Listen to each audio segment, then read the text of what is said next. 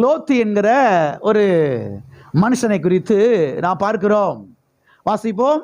ஆதியாகமம் 19ஆம் அதிகாரம் 15வது வசனம் 16வது வசனம். கிழக்கு வெளுக்கும் போது அந்த தூதர் லோத்தை நோக்கி, பட்டணத்துக்கு வரும் தண்டனையில் நீ அழியாதபடிக்கு எழுந்து உன் மனைவியையும் இங்கே இருக்கிற உன் 2 குமாரத்திகளையும் அழைத்து கொண்டு போ என்று சொல்லி அவனை துரிதப்படுத்தினார்கள். அவன் தாமதித்து கொண்டிருக்கும் போது கர்த்தர் அவன் மேல் வைத்த இரக்கத்தினாலே அந்த புருஷர் அவன் கையையும் அவன் மனைவியின் கையையும் அவன் 2 குமாரத்திகளின் கையையும் பிடித்து அவனை பட்டணத்துக்கு வெளியே கொண்டு போய் விட்டார்கள். கொண்டு போய் அவன் மேல் வைத்த இரக்கத்தினாலே. எவன் மேலே வைத்த இரக்கத்தினாலே? லோத்துவின் மேல் வைத்த இரக்கத்தினாலே. இங்கே கர்த்தர் லோத்துவின் மேலே வைத்த இரக்கத்தை குறித்து வாசிக்கிறோம். கவனிங்கள். சோதோம் கொமோரா என்கிற பட்டணம் அங்கே பாவத்தினாலே நிறைந்திருந்தது. சோதோம் கொமோரா 2 பட்டணங்கள். அது அங்கே பாவத்தினாலே நிறைந்திருந்தது. எனவே அது இப்பொழுது அழிக்கப்பட போகிறது. அது மாத்திரமல்ல, இந்த பட்டணத்துக்கு அருகிலே தான் லோத்து கூடாரத்தை போட்டு அவன் குடியிருந்தான். அவனுடைய வேலைக்காரிகள், ஒட்டகங்கள், கழுதைகள், ஆடு மாடு எல்லாம் அங்கே தான் இருந்தது. எனவே லோத்துவினுடைய குடும்பம் அங்கே குடியிருந்தபடினாலே கர்த்தர் என்ன பண்ணினார் என்றால், லோத்துவும் அவன் குடும்பத்தாரும் அழிந்து போய்விடக்கூடாது என்பதற்காக தேவ தூதர்களை பரலோகத்திலிருந்து அனுப்பி இவர்களை அங்கே காப்பாற்றினார் என்று நாம் பார்க்கிறோம். அந்த இடத்தை விட்டு கர்த்தர் இவர்களை வெளியேற்றினார் என்று நாம் பார்க்கிறோம். இவன் தாமதிக்கிறான். என்ன செய்கிறான்? தாமதிக்கிறான். என்ன செய்கிறான்? ஏன் தாமதிக்கிறான்? ஐயோ, இவ்வளவு சொத்து இங்கே இருக்குது, இவ்வளவு வெள்ளி பொண்ணு இங்கே இருக்கு, இவ்வளோத்தையும் விட்டுட்டா போகிறது. கர்த்தர் சொல்கிறாரு, கொஞ்ச நேரத்தில் பட்டணம் அழிய போகுது, சாம்பலா போகுது. இதில் உன் குடும்பம் காப்பாற்றப்படணும். இப்போ வெள்ளி பொண்ணு நகை அது இது சொத்து, அது தோப்பு துறவு ஆட்டுக்குட்டி மான்குட்டின்னு சொன்னா நீ சேர்ந்து என்ன செய்ய வேண்டியதா? போக வேண்டியதா? கர்த்தர் சொல்கிறாரு, ஓடிரு மத நடத்த விட்டு கிளம்புன்றாரு. இவன் தாமதித்து கொண்டிருக்கிறான். என்ன செஞ்சு கொண்டிருக்கிறான்? தாமதித்து கொண்டிருக்கிறான். இங்கே நான் பார்க்கிறோம், அந்த புருஷர், அதாவது அந்த தேவதூதர்கள் அவனுடைய கையை பிடிச்சி இழுத்துட்டு ஓடுறாங்க. அவனுடைய மனைவியுடைய கையை, அவங்க 2 குமாரத்தினுடைய கையை பிடிச்சி தர தர தர தர இழுத்துட்டு நிறுத்திடுறாங்க. ஓடுறாங்க. வெளியில் கொண்டு போய் விட்டாச்சு. வெளியில் அங்கே கொண்டு போய் விட்ட உடனேயே அக்கினி இறங்கி பட்டணங்கள் சாம்பலாய் போனது என்பதை நாம் பார்க்கிறோம். கவனியுங்கள்.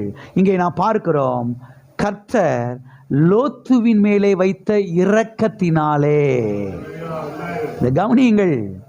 எத்தனையோ வேளைகளிலே நமக்கு தெரியாமலேயே கர்த்தர் நம்மை காப்பாற்றி இருக்கிறார்.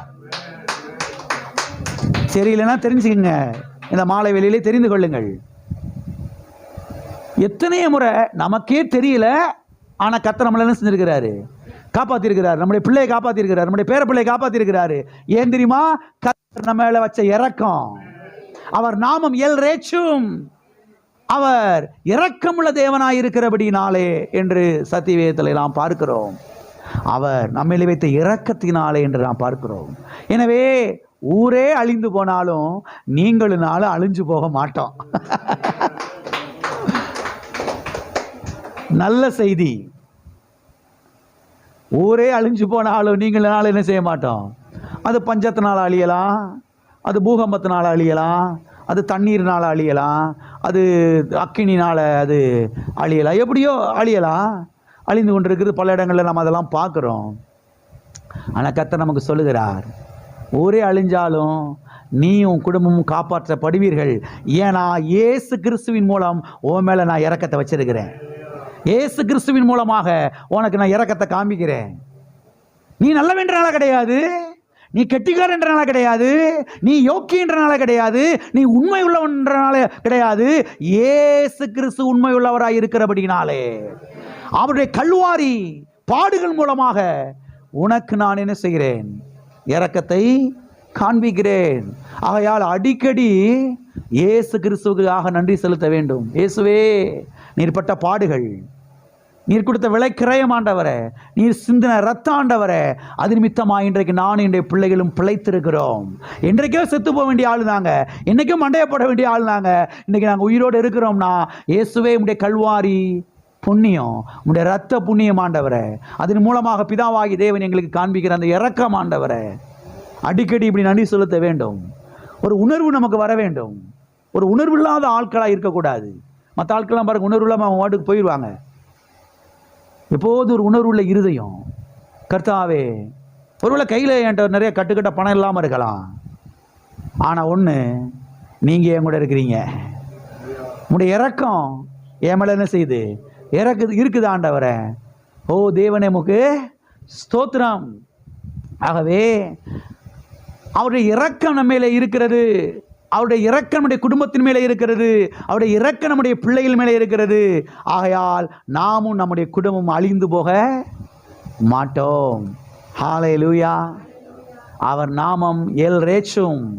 நம்முடைய தேவன் இரக்கங்களின் தேவனாய் இருக்கிறார். அவர் God is God of mercies. அவர் இரக்கங்களின் தேவனாய் இருக்கிறார். நம்ம வாஸ்தம் இல்லையா? நம்முடைய தேவன் இரக்கத்தின் தேவன் அல்ல, இரக்கங்களின் தேவன். ஆமென்.